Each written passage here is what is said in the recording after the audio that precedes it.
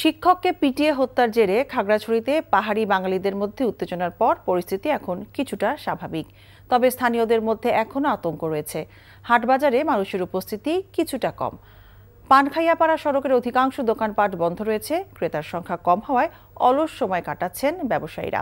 তবে যান চলাচল স্বাভাবিক রয়েছে। নিহত শিক্ষকের লাশ গতরাত ৩টায় পরিবারের কাছে হস্তান্তর করা হয়েছে। পুলিশ জানায়, খাগড়াছড়ির পরিস্থিতি বর্তমানে স্বাভাবিক। যে কোনো অনাকাঙ্ক্ষিত ঘটনা এড়াতে সেনাবাহিনী, পুলিশ, বিজিবি এবং আনসারের টহল জোরদার করা হয়েছে। হত্যার ঘটনায় জেলা প্রশাসনের পক্ষ থেকে একটি তদন্ত কমিটি গঠন করা হয়েছে। পুলিশের কাজে বাধা দান এবং ধর্ষণের ঘটনায় পৃথক দুটি মামলা হয়েছে।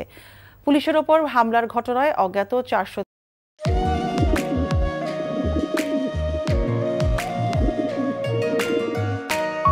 আমি রাশেদ। আমি সুফিয়া। আপনার পোষা কবুতর, আপনার মায়া এখনো ছাড়তে পারেনি, এই জন্য উড়ে চলে আসছে।